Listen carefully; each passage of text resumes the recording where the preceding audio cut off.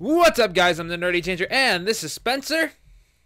Hello. Welcome back. Oh, I just broke something. That didn't happen. It's a backup. Who cares? Ignore that. Okay. Welcome back to another progress update for our Legend of Zelda custom map, Legend of Zelda Star Crystal. We have some new areas to show you, although Dude! It's a backup. And it hardly did anyway. Anyway, you'll notice that we're back in Teslan right now, because the latest area on our map is actually through this path that we've just recently added. And then when you head back here, you'll be able to head on to the next area, which looks exactly the same. The biggest area of our Welcome, everybody, to Kakarin Desert. This is our newest. This is our newest little area I wouldn't say little. This is basically the last main area before like the last main dungeon, not including the final dungeon with like the Herobrine and shit. Spoilers. Yeah. Anyway. They knew it was coming. So yeah, cool little desert area. I tried to make this kind of puzzle heavy, except for like the first portion, which is basically just parkour. But it's a cool Minecraft map without it. It's a cool thing though, is that when you activate both of the levers in here, it does a cool little animation. Get out of the way, Spencer. I'm far enough. Yeah. We originally Close the bridge down. We originally wanted to make it do an attitude adjustment, but that would have been a little difficult to animate, and we just didn't feel like it. I mean, it's still pretty cool though. Anyway, so this is like the main area of the desert. This whole thing has a cool gimmick. How do you give me a flint and steel, Spencer? If you're so kind. All right.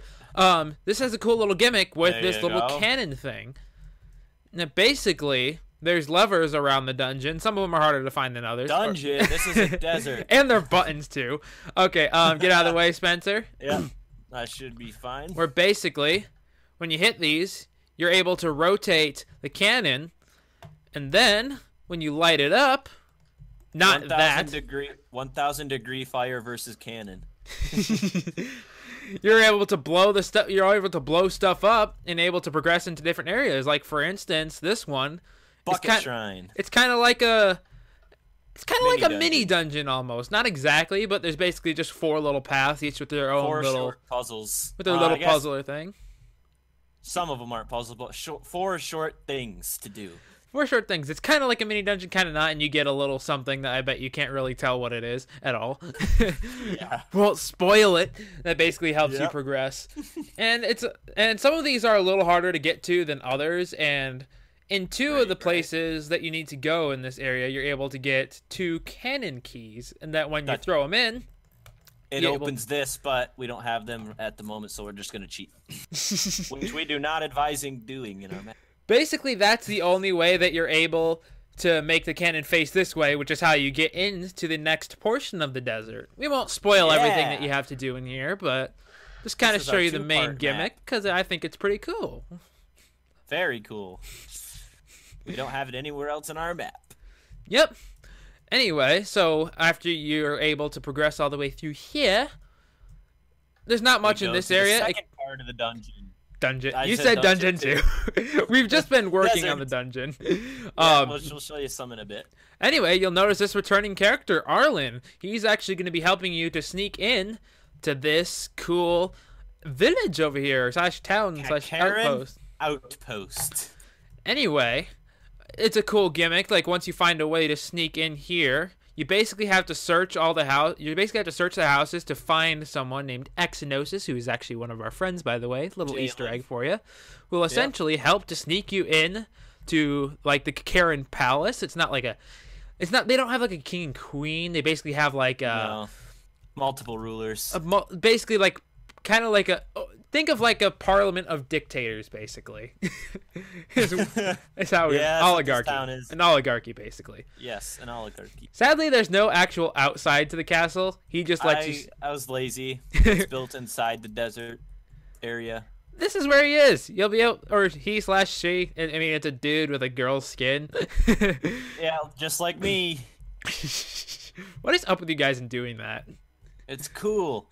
I'm in the castle or the palace now, Spencer. It's an obsession. So basically what your goal in here, once you sneak inside, you're trying to find a key that will allow you access treasure room. Yeah, it'll allow you access to a certain shrine that gives you a code to get to the dungeon. It's kind of convoluted, but it's fun. It's cool. I mean, you can show you around a little bit. You'll be able. There's really not much here. There's no non-linearity to this. It's just really one path. So if you explore it, you're not gonna get anything. But yeah, that's basically where you would end up getting. That's basically where you would end up getting that little code thing or the key. And you'll activate a cutscene, but you'll have to wait to see what that is when you play. Too lazy. Technically, that Steven went through was the exit to the castle, where you'd go out to that little crappy shrine thing outside. But I never set up a warp because it's not needed. Yep. Basically, it's a key that would allow you access into this shrine where you're able to. Should I show him a little bit of it? Yeah, give him one riddle. Show him the first one. Basically, there's some riddles that you have to solve. Like, for example, this one. Black eyes I have. Gray skin is what I wear. I wiggle and jiggle. What am I? That one I came up with, but the rest, no. Vindicator. I had to find some. Oh. Wrong. Basically, it's a couple of riddles, and it'll basically give you access to a code, which you can enter into here. It's a code of colors, and that will take you to the dungeon, which we will show you. All right, here's the dungeon. Outside it. Here's our outside. So, yep, here's the outside to the dungeon. Not a whole lot to it. Nope. But once we go inside, as big as the other ones. You got the level 5 Forbidden Tomb. We might change the name. We don't really know. It's a tentative name. It's a tentative name, although it probably will end up staying the same because we're lazy. Yeah.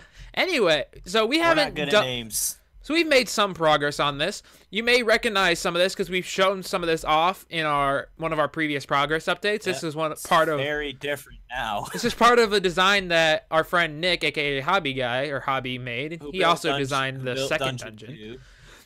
Who is no longer helping with the map anymore. Yeah, he basically designed a lot, or the majority of this this main room right here, which basically we're building off of this because it was really cool because it's much more 3D oriented. It's not my dungeon and Steven's dungeon.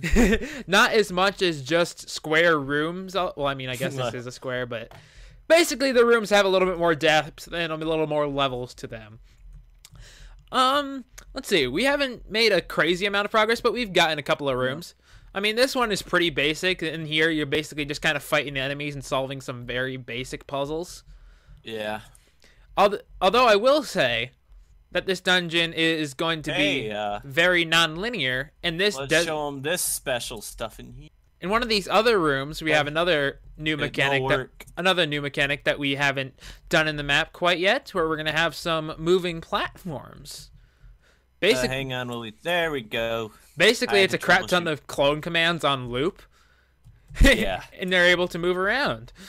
And it only turns on when you enter the room, and they turn off when you leave the room. Only through this door, though, over here. Yep. I'd like to point that out so you don't think the map is broken. So, yeah, you'll be able to do some moving platforms. You've only gotten about half of this room done. We're basically just have, like, this lower portion done where you can get one thing over here, which we're not going to spoil. But then later, you're able to get to this higher portion and do some more moving platform stuff to get to one of these. This is actually part of the central gimmick of the. It's pretty similar to what Nick's dungeon original did, but basically, you flip. Oh, that's a different thing. That wasn't what I was thinking. I forgot what it did. Well, that's another one of the things is that some of these levers will raise some platforms that you're able to use the dungeon item to get to. Spoilers again. It's probably very clear that you already know what it is, but.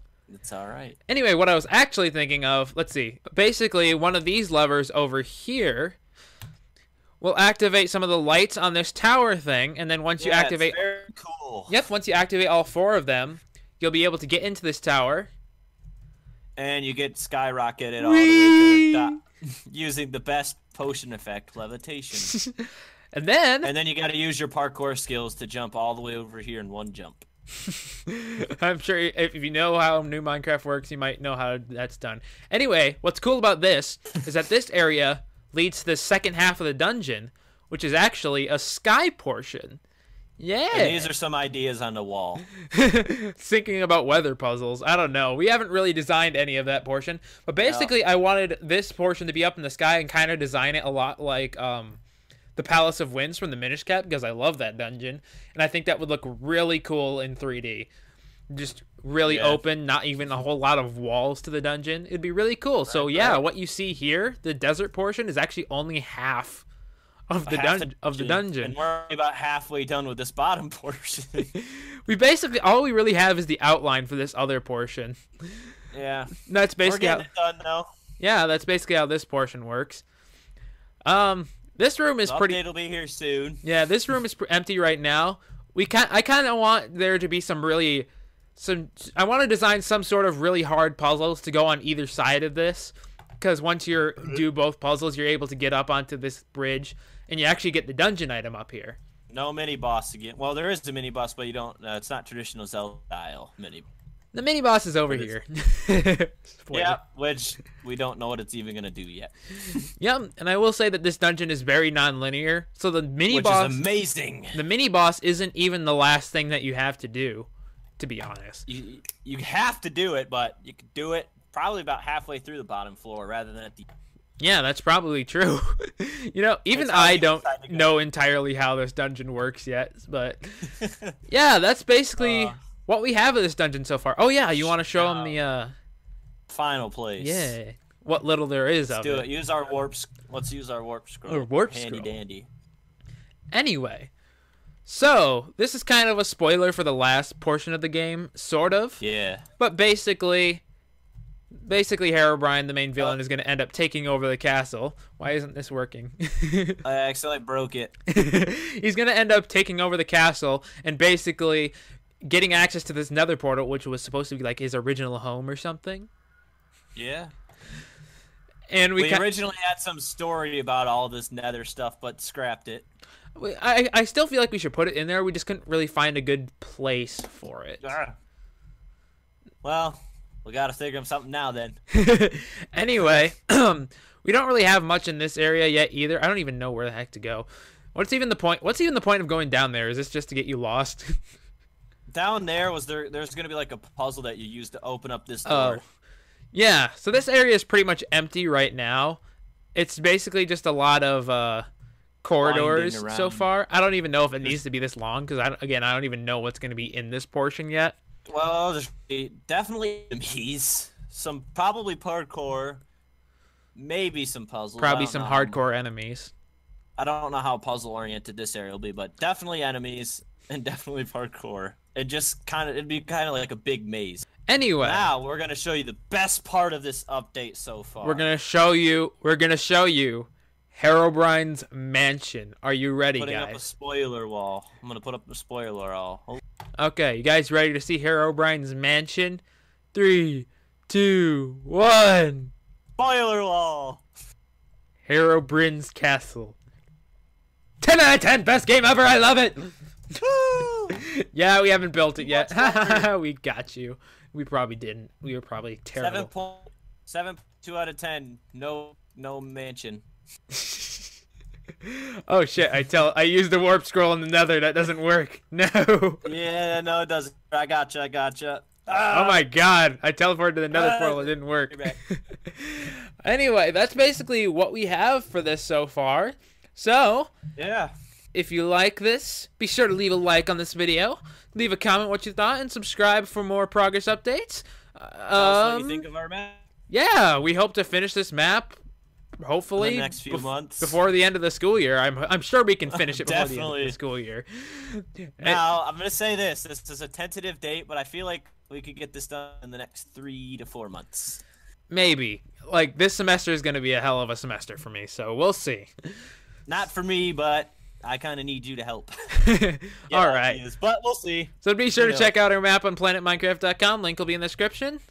And we will see you guys in the next video. Bye-bye.